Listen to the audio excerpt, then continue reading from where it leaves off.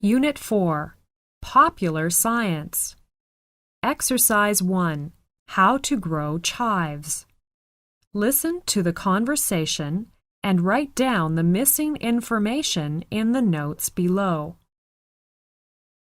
Hi, David. Do you like chives? Yes, I like them very much. They taste like onions. You can sprinkle fresh chives on cooked chicken, fish, or potatoes. It's very delicious with them. Do you know how to grow them? No, I just buy them when I need them.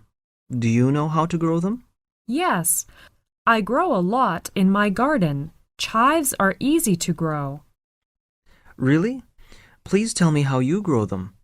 I want to plant some in my garden. Okay, you need a bag of potting soil, chive seeds, and a pot with a hole in the bottom. Oh, wait a minute. I need a pen to write this down. I need a bag of potting soil, chive seeds, and a pot with a hole in the bottom. Is that right? Yes. Then what do I do? First, fill the pot with potting soil. Don't use soil from your garden. Second, water the soil well. Water should come out of the hole in the pot. Then, sprinkle about 10 to 15 seeds on top of the soil. Cover the seeds with a little potting soil. Water lightly. I see. I have to water them a little bit as soon as I plant them. Yes. Then, put the pot near a sunny window. Do not let the soil dry out. The chives will come up in about 2 weeks. So in 2 weeks' time, chives will grow. That's right. You can start to cut the chives when they're about 8 centimeters or about 3 inches tall. Cut only about 1/3 of the plant at one time. Why do you cut only 1/3 of the plant at one time? Because in this way, the chives will keep growing. I understand. Can I grow them in the garden?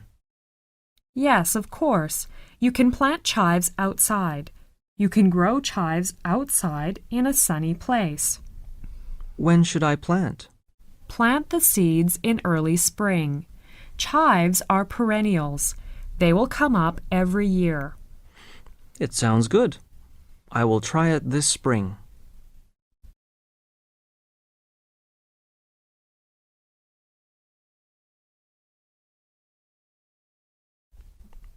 Exercise 2. Who invented popcorn? Listen to the conversation and fill in the missing information in the notes below. Mary and her classmate Alex are off from school. They are going to see a film. Do you have the time, Alex? It's 7:20. We are early. The film starts at 7:30. Let's have something to drink. That's a good idea. Something smells good. Right. That's popcorn. Would you like some popcorn? Yes, I'd love some. Do you know who invented popcorn? It is said that popcorn is a delicacy that was developed by the Indians of North America. When did they invent it? It has been dated back thousands of years. I see. Do you know that the Indians were not only eating popped corn, but they also used popped corn in headdresses, necklaces, and in religious ceremonies? Yes, we have seen these in some films, and according to most sources, a deerskin bag full of popcorn was served at the first Thanksgiving dinner at Plymouth Rock in 1621. You know, popcorn's popularity grew during the Depression of the 1930s, when people realized that a little popcorn could go a long way. But its success was clinched when movie theaters across the continent started serving the snack. By 1947, 85% of movie houses were selling popcorn at their concession stands. Oh, the movie's about to start. Let's go.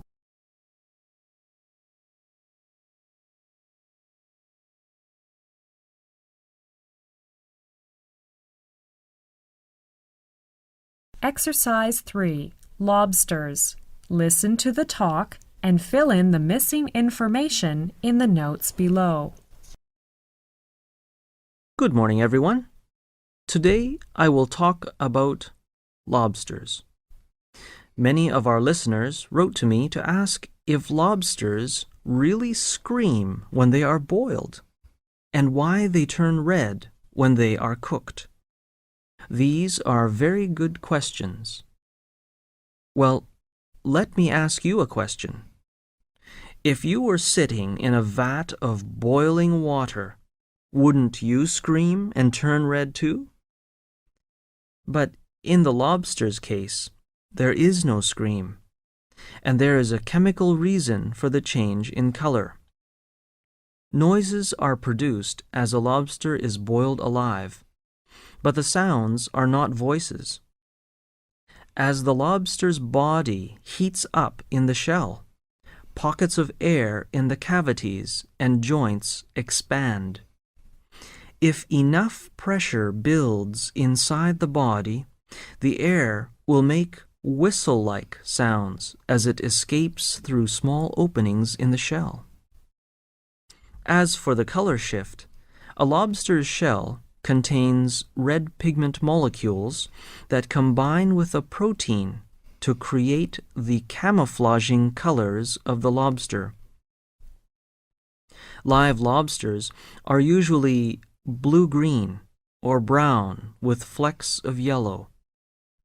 When the lobster is boiled, the protein is denatured or deformed by the heat. The pigment remains, however, turning the shell red.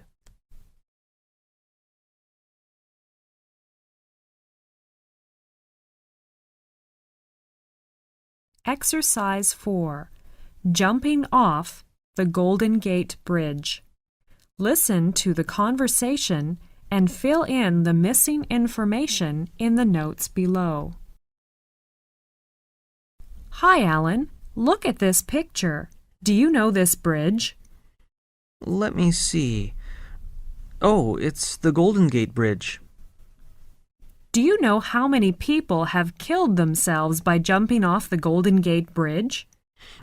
I don't know.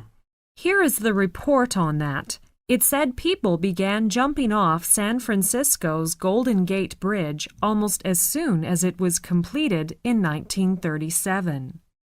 Between 1937 and 1990, 850 people have jumped from the bridge to their deaths.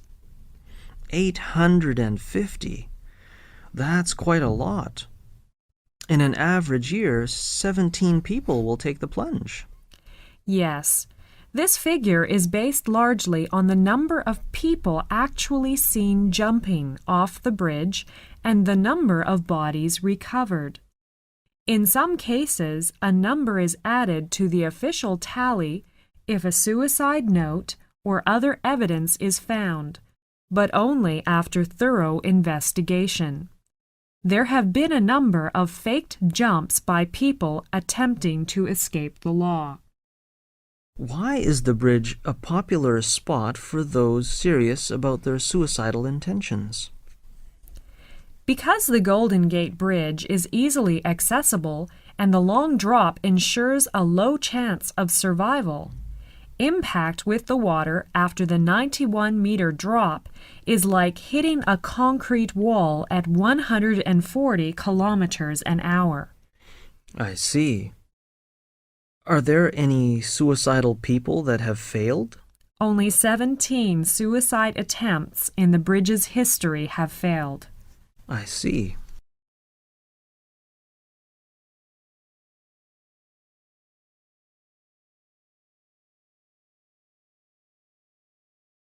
Exercise 5. Where do ants go in winter? Listen to the conversation and fill in the missing information in the notes below. Hi, Tom. Come here. See what I found. What's up? There are thousands of ants here. Yes, I think they are busy taking food home for winter. It's amazing. Do you know where they go in winter? Yes, I've just read an article in the newspaper. When winter comes, ants move deep into their nests, where food has been collected. They store it in their special chamber all summer. How far underground is their storehouse? Only the top few inches of topsoil freeze. Beneath this layer of frozen soil, life goes on in the colony. How big is their nest? The size of their nest varies from just one chamber of a few inches in diameter to vast networks. It can extend 40 feet underground and house a population of up to 10 million ants. 10 million. That's quite a lot. Yes. You know, in North America, an ant community can consist of 12 or more main nests connected by tunnels. The entire colony can cover an area the size of a tennis court. So when spring comes, the ants have to work their way out of the nests and begin the task of gathering food for the next winter. Yes, you are right. They have to do just that. It's fascinating, isn't it?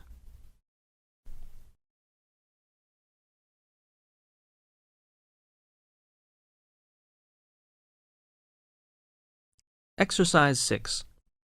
How crossword puzzles are created. Shirley and Chris are on the train. Listen to their conversation and fill in the missing information in the notes below. Chris, do you have the time? Yes, it's 4:15 now. How long does it take us to get to Edinburgh? I see there is still an hour to go. We will get there at 5:20. I see. What shall we do to kill the time? Shall we play a crossword puzzle? Okay, that's a good idea. Oh, Chris, Yes. do you know who invented the crossword puzzle and how crossword puzzles are created? Well, the crossword puzzle was introduced in the Sunday supplement of the New York World newspaper in 1913. It was designed by Arthur Wynne. Mr. Wynne was inspired by Magic Square, a children's word game in which words are arranged vertically and horizontally. Wayne added empty squares and some clues. So that the player can deduce the words according to the clues. Yes.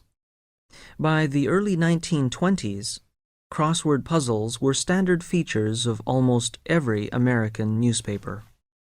Yes, according to a report, many crossword puzzle books have been published since then. In 1924, 4 crossword puzzle books were on the bestseller lists. Booksellers also experienced phenomenal sales of another type of book, dictionaries. Today, crossword puzzle makers each have their own techniques to challenge the skills of their players. Right. I know Eugene Waleska is a creator of the New York Times crossword puzzle. He begins with a theme and lists as many words as he can think of that loosely fit the theme. Yes. Birds, for example, might prompt pigeon-toed, goose-step, and turkey-trot. Then Waleska starts to fill in the grid with the long words first, avoiding words ending in J or beginning with X. He works first in the lower right corner of the grid, since it is harder to find a word that ends with a certain letter. Waleska says that when he started in this business, it took him several days to fit the words into a 15 by 15 square grid. Now, it takes less than an hour. Let's play it and see how well we do.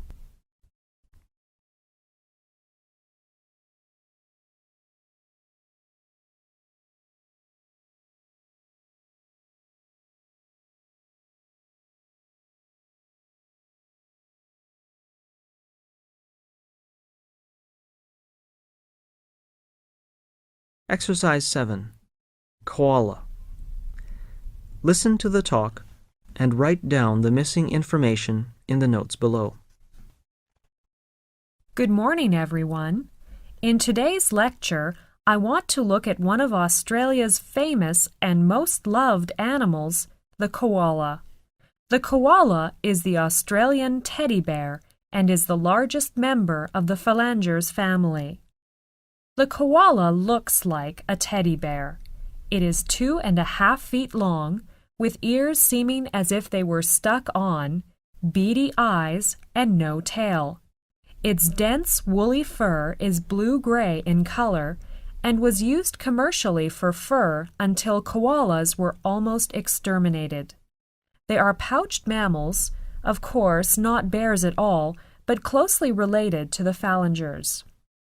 Koalas spend most of all their lives in the eucalyptus trees, feeding on their leaves. Their toes are armed with sharp claws, and their fingers are divided into 2 groups. The split in the hand, coming between the index and middle finger, instead of between thumb and fingers as in our hand. The great toe is thumb-like. All of these features aid in climbing. Koalas, although usually slow and deliberate in movement, are able to spring from one upright branch to another with surprising skill. Their babies are carried in the pouch at first. Then it clings to the fur of the mother's back, riding piggyback until it is almost as large as the mother. Koalas become quite tame, and they are great attractions at the various Australian zoos and parks.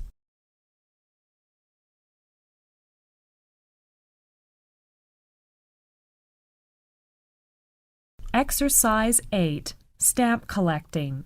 Listen to the talk and write down the missing information in the notes below. The collecting of postage stamps is a hobby that interests people of all ages and all walks of life. It has countless followers in every land. There are over 2 million stamp collectors in the United States and Canada, and among these are a great many boys and girls. The most valuable stamp in the world is the 1-cent British Guiana magenta of 1856. Only one copy is known to exist. It is valued at about $50,000. There are other stamps worth several $1,000s, while many others are valued at hundreds of dollars. Yet most stamps are not expensive. There are hundreds of stamps worth a few dollars, and many more hundreds that you may buy for a few cents. So you see that stamp collecting is not merely a rich man's hobby. Each stamp collector finds his own stamps fascinating, no matter how much or how little money he spends on them. The reason is that there is always a story behind postage stamps. The countries of the world use them as a means of telling the world about their industries, their culture, their great men. They also use stamps to celebrate important events in their history. So, while a stamp collector is enjoying his hobby, he is also storing up knowledge about all kinds of things from every corner of the globe. Usually, a beginner collects everything that comes his way. This is the best method, as in this way he will become acquainted with a wide variety of stamps. Later on, he may decide to specialize in certain kinds. But unless he has already collected all sorts of postage stamps, he will not have enough general information about his hobby to enjoy it to the full.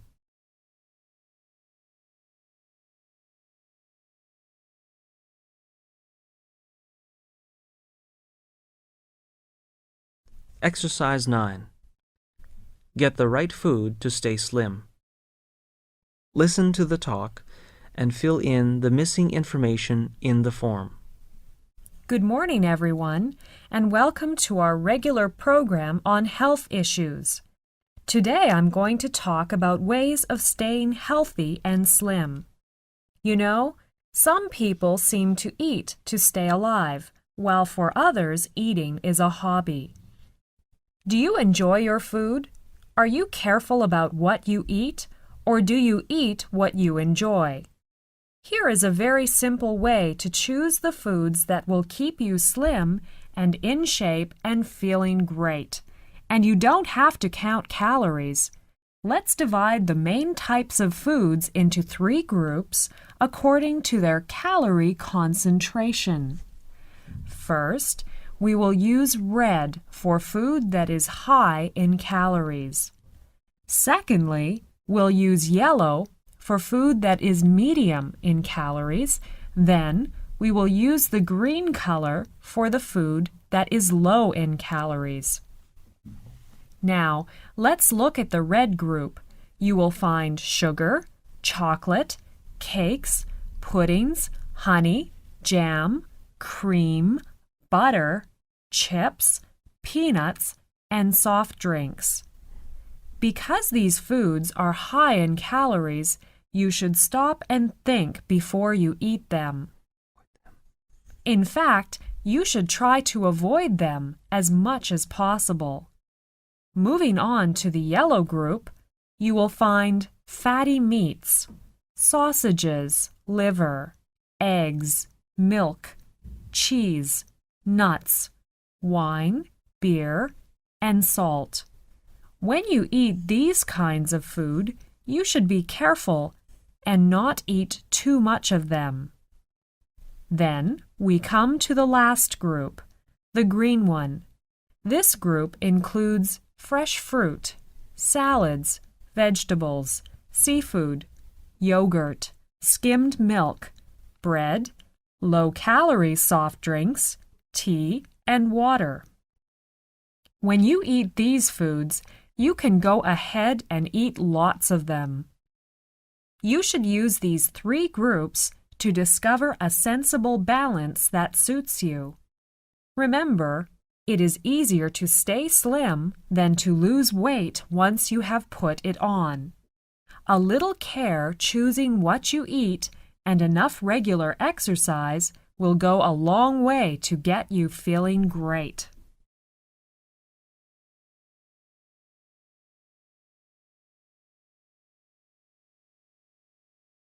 Exercise 10. Our body systems. Now listen to the talk about our body systems. As you listen, write down the missing information in the notes below. Our body is a wonderful machine. It has more parts and can do more types of work than any machine in the world. That is why we say that man is the supreme living thing in this world.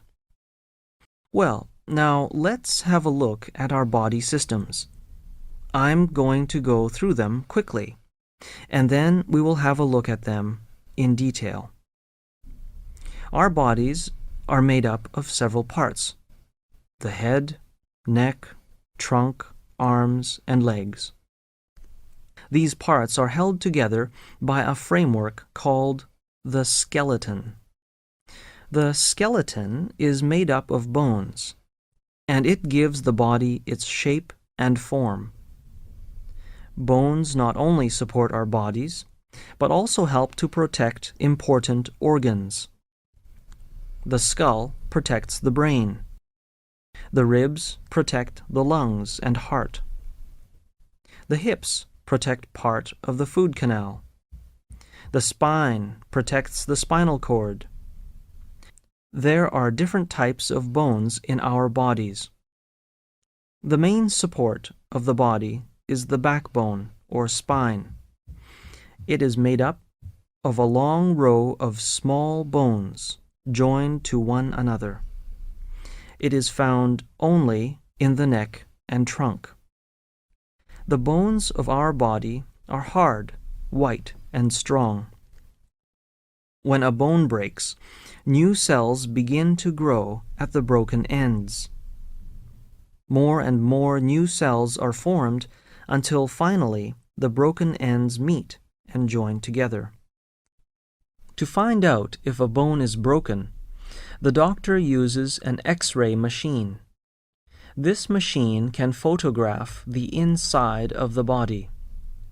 The photographs it takes are called X-ray photographs. The ribs can be seen clearly from it. There are more than 600 muscles in your body. They make up the flesh that lies between the skin and the skeleton. Muscles can contract and relax. Their contraction and relaxation cause body movements. They also push food through the body and make the blood circulate.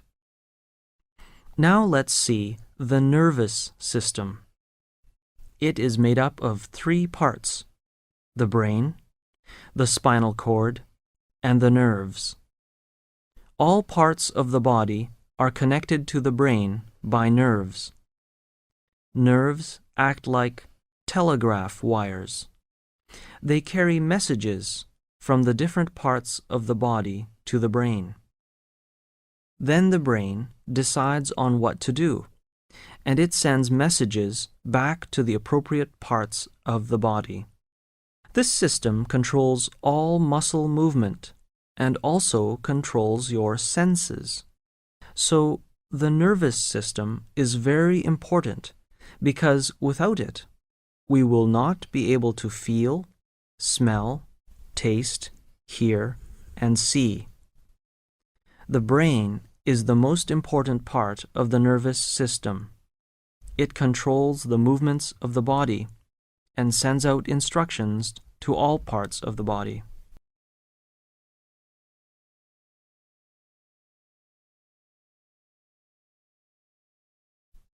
Exercise 11. Inventor of the telephone. Now listen to the first part of the talk about the inventor of the telephone. As you listen to the talk, write down the missing information in the notes below. Today, people can talk to each other even if they are thousands of miles apart. They can hear each other as clearly as if they were in the same room. The man who made this possible was Alexander Graham Bell. His invention is the telephone. The telephone sends the human voice from one end of the world to the other. Bell is famous not only as an inventor. He is also well known as a writer of books to help people who cannot speak or hear. He was a teacher of such people. This made him interested in sound.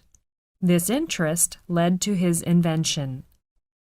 Alexander Bell was born in Edinburgh, Scotland, in 1847. As a boy, he was interested in inventions. He went to the universities of Edinburgh and London. His father and grandfather had both been teachers of deaf people. His father had worked out a system of visible speech. That is a system by which a deaf person can see what people say by reading their lips. Bell learned this system. He soon became a teacher of the deaf, and he opened his own school for deaf people in Canada. Through his teaching, Bell became interested in the sound of the human voice. He thought that it should be possible to send sound across a distance. That is what the word telephone means, far sound. With his assistant, Thomas A. Watson, he worked day and night on this idea. They strung wires across several rooms. Each time when they thought that they had found a way, they tried to talk through the wires. Each time they were disappointed.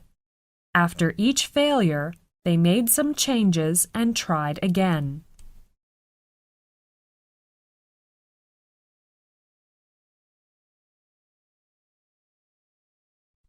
Exercise 12.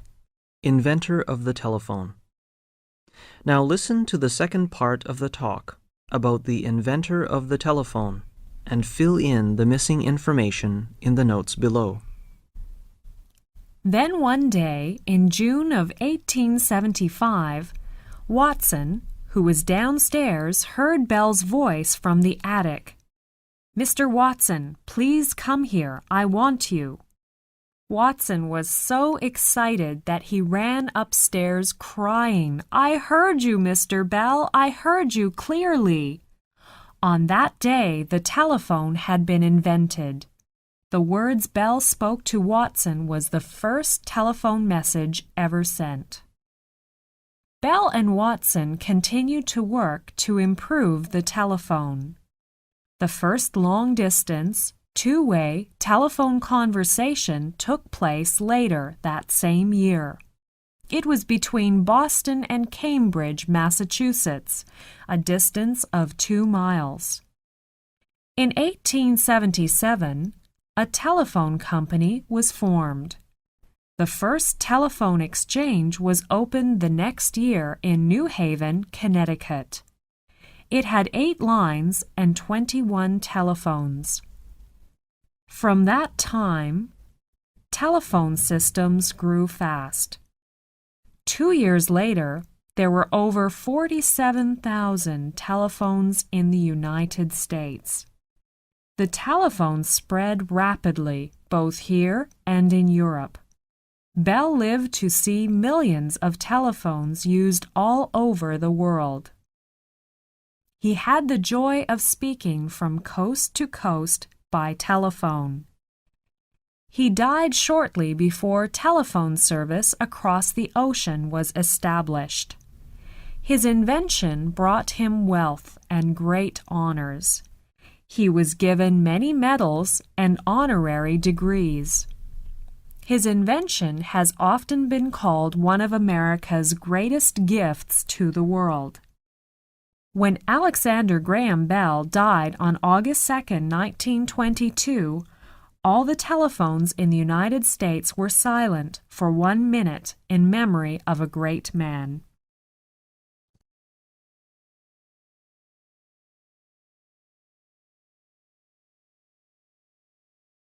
Exercise 13. Inventors of the airplane.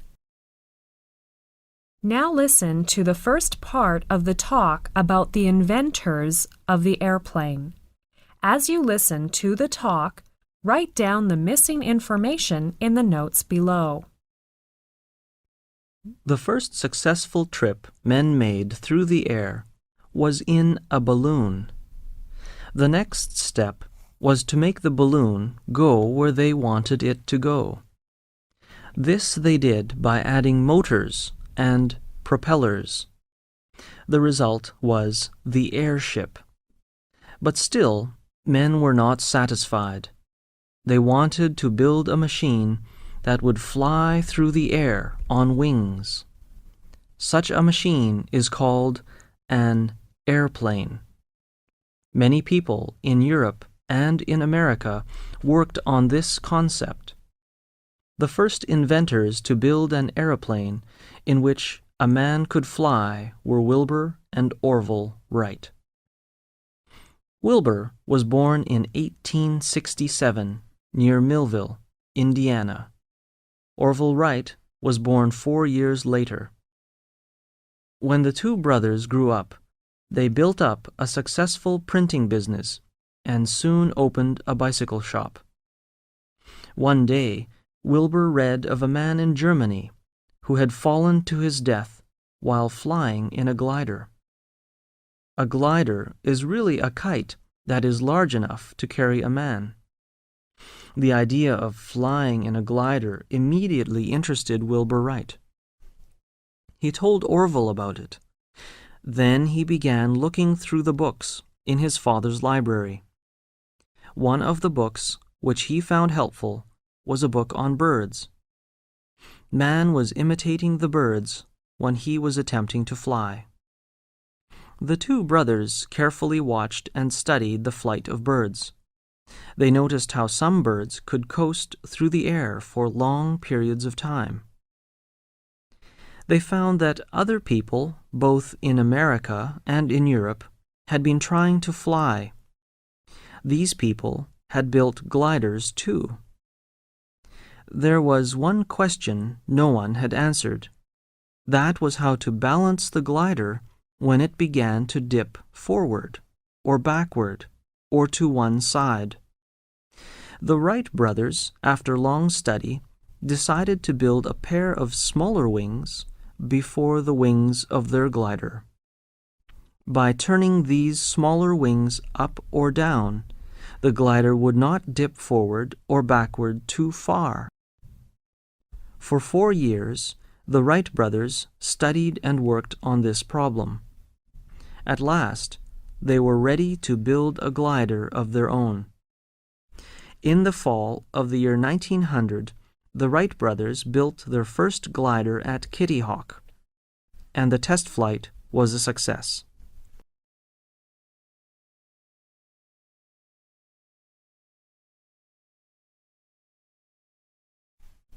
Exercise 14. Inventors of the airplane. Now listen to the second part of the talk about the inventors of the airplane and fill in the missing information in the notes below. The Wright brothers started to improve their glider, paying particular attention to its controls and to the shape of the wings.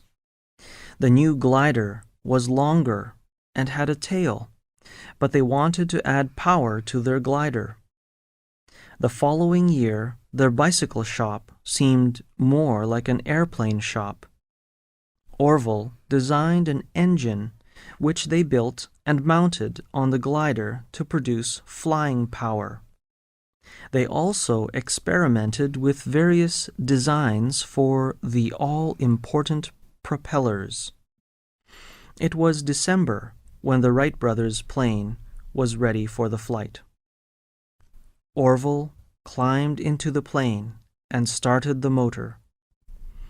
Wilbur was holding the end of one of the wings to keep the plane level. Slowly, the plane started forward. It gained speed and rose into the air.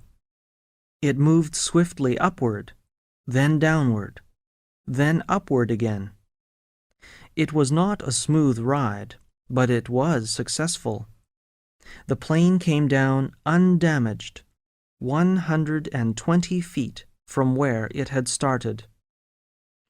3 more flights were made that day. The longest was 852 feet, and the time in the air was 59 seconds. It was not a remarkable record, but it showed the Wright brothers that their plane was successful. Man had actually flown in an airplane. This was the beginning of the importance of the airplane.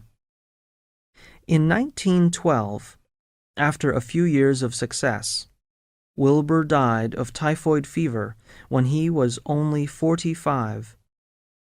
In 1943, exactly 40 years after the Wright brothers' first flights, Orville agreed to give their first airplane to the Smithsonian Institution in Washington, D.C.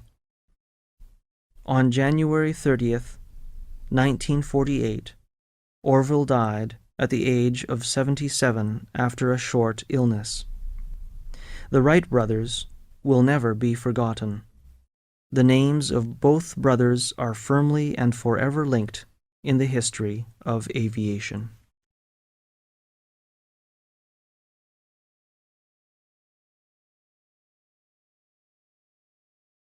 Exercise 15. Invention of the telegraph. Listen to the first part of the talk about the invention of the telegraph. As you listen, circle the correct letter for questions 1 to 3, and then fill in the missing information in the notes for questions 4 to 14. Today it takes only a short time to send a message to the most distant parts of the world. The man who made this possible was Samuel F.B. Morse. His invention was the telegraph. Morse was not only a great inventor, he was also one of the best early American portrait painters. He gave up painting to give all his time to his invention. Then he set out to show how useful it was. After a long struggle, he succeeded. He lived long enough to see his telegraph span the United States and connect Europe with the United States. Samuel F.B. Morse was born in Massachusetts in 1791. When he was 14, he entered Yale College. He was a very good student in electricity, but he was more interested in painting and drawing. He wanted to be an artist. He was a successful painter and won several medals and prizes. On one trip to the United States, he had an interesting idea. Later, this idea developed into his famous invention. Some of the other people on the boat were talking about the speed with which electricity can travel over a wire. Morse thought that it might be possible to use electricity to send a message over a wire. This message, he thought, could be recorded at the other end. A message could then be sent with the speed of electricity. Before the end of the trip, Morse had drawn up rough plans for an instrument. He called it the electric or magnetic telegraph. Morse began to work out his idea as soon as he landed. He gave up his work as a painter. Instead, he chose to work on his new idea. Almost 5 years later, his experiments were successful. He built an instrument that made his idea work.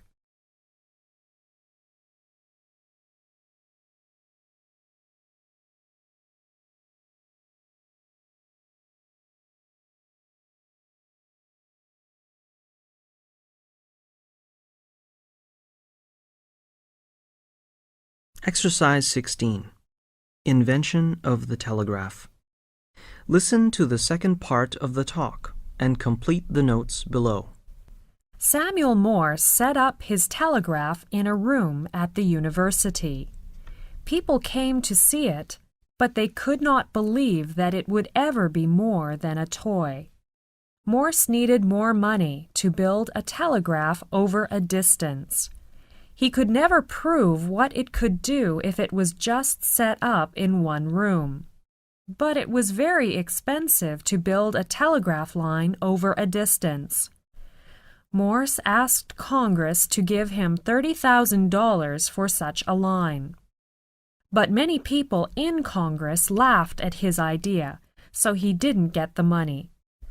Morse struggled on, hoping that someday he could prove the value of his invention. He went to several European countries to try to get them to use the telegraph there, but European governments didn't want to have anything to do with his wild idea. He returned to America sad and without money. When he asked Congress for the money again this time, Congress granted him $30,000.